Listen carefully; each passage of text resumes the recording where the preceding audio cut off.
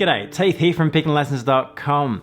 Greensleeves, the key of D minor, and the tremolo technique. We're in lesson 8 of the beginner crash course. Now at PickinLessons.com, you better find all these previous lessons for the course. This lesson here, we're focusing on that tune Greensleeves, but mainly the technique of the tremolo and the key of D minor. Looking at the different variations of minor scales you can actually have. There's not just one minor scale, so we're going to cover 4 different minor scales in this lesson here in this video. But if you head to PickinLessons.com, you're able to get in there and have a look at this full lesson. We'll break down the tune, basic version, version using the tremolo, looking at that technique in particular. These scales there, arpeggios, chords, and working on the technique as well. Plus the first 7 lessons leading up to this one as well. So PickinLessons.com. Now here in this lesson, what we're going to do is have a look at 4 different minor scales. So Greensleeves, this version of Greensleeves, great traditional tune, we're going to have a look at in the key of D minor. So to set us up, we're firstly going to have a look at the D minor scale, but there's not one D minor scale. We're actually going to look at 4 different D minor scales here. And this tune kind of uses them all, but more specifically 2 in particular. And we'll get to those in a moment. So firstly, when we say the key of D minor, you're probably going to assume what we would play as the natural minor scale, which sounds like this one.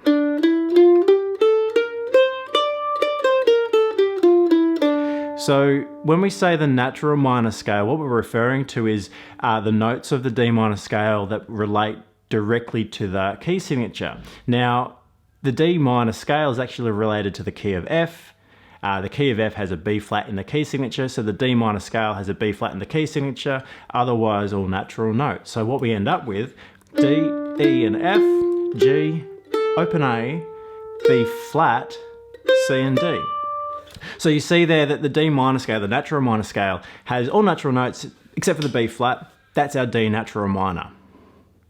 Now, that is not the only minor scale we have, and this tune certainly doesn't stick to those notes. This tune doesn't actually even use the B flat.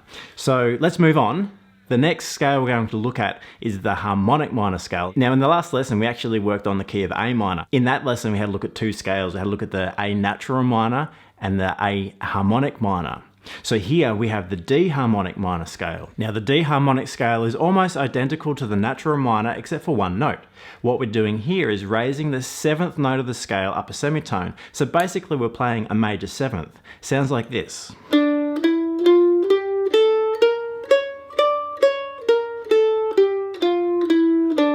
So natural minor,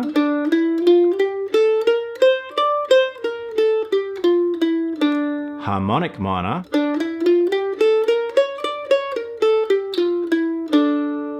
so you can hear the difference there. Basically, the natural minor has a C note, which is relative to the key signature, but the C sharp, we're raising the C up a semitone to the C sharp in the harmonic minor.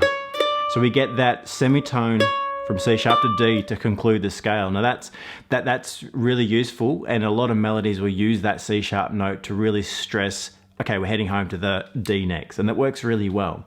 A lot of melodies will just use the C note instead. So there is no one minor scale, there is no one way of going about this. So some melodies do it one way, some melodies will do it a different way. Some melodies use a combination of both. So natural minor, harmonic minor scale. Now, the next 2 scales we're going to look at are pretty common as well. Now, the first of these is what we call the Dorian minor.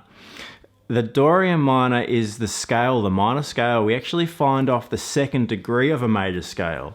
So if you've heard the term modes before, this is a modal scale. We're not going to really get into that, but this is another really common minor scale. The key signature for this one is different though. This one actually has all natural notes. So the Dorian mode for D Dorian minor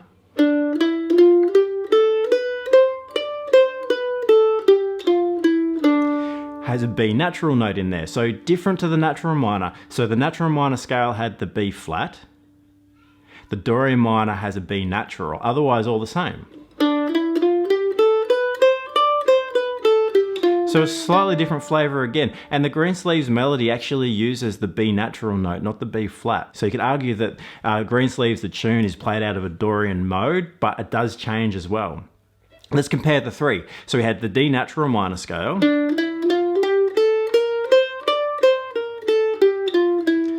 the D harmonic minor scale, and now the D Dorian minor scale. So slightly different combination of notes, not much changing, but enough to alter the sound of the scale. Now our final minor scale here, this is a really common one as well. This is the melodic minor scale. Now the melodic minor scale has lots of different contexts. Traditionally, in a classical sense, the melodic minor scale, we play it in one way as we ascend through the scale, and we change it as we descend through the scale.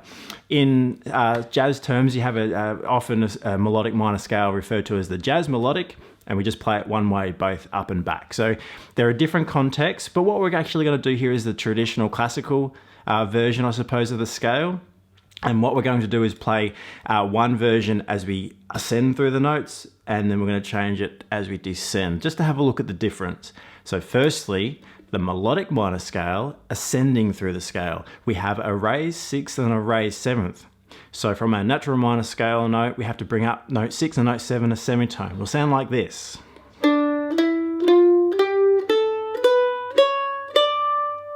Which is really interesting because it starts out like a minor scale, but basically finishes like a major, because it has what we would call the major 6 and the major 7 in there. So it's really interesting. So that melodic minor, ascending, B natural, C sharp up to the D.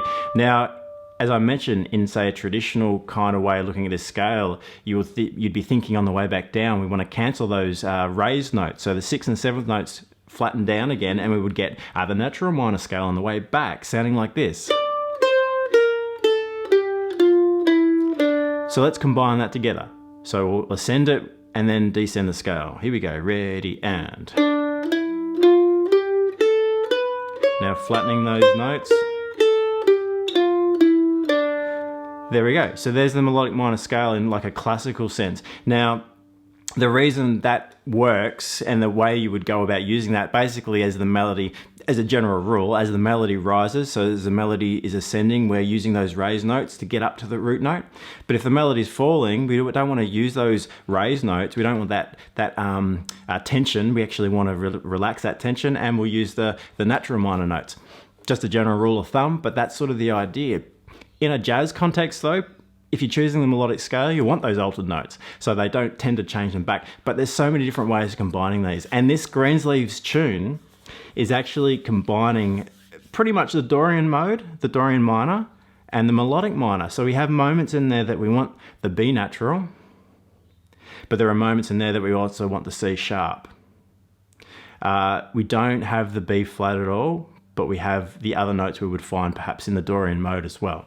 So we're not using every note that we've just covered in the scales. Different tunes, we use these scales in different ways. There are a lot of traditional Celtic tunes that just sit in the Dorian minor mode, and that's it, that's great. This one certainly moves around, and different tunes will do it in a different way. There is no one way of going about these minor scales. But these 4 scales are certainly used a lot, and you do come across them a lot in traditional music. Okay, so spend some time practicing all these up. This is just going to set you up for the melody in Greensleeves. It's really interesting to note too that we do have more than one minor scale, and that's not even getting into our pentatonics as well, so that's different again. So these minor scales. Now, if you head to pickinlessons.com, what we're going to do next is break down a couple of arpeggios for this key, a D minor and A7 arpeggio, to look at what notes build those chords. An arpeggio is basically a chord broken into separate notes, so a broken chord. What we'll also do after that is work on some tremolo exercises, so we're going to get into that tremolo technique. And we'll work through that with some scale exercises too, just breaking down what we have to do there. And we'll also actually get into some intervals and understanding the difference between a major third and minor third, perfect fifth and so on, which is what we find in our chordal notes and building our scales as well. And then of course we'll break down the tune, and we're going to break down the basic version of Greensleeves to learn the melody. Then we're going to have a look at applying the tremolo technique to the tune. So lots to look at in this lesson, lots to look at in all the previous crash course beginner mandolin lessons as well. Heaps of other content on the website at pickinlessons.com. So head on over and I'll see you there.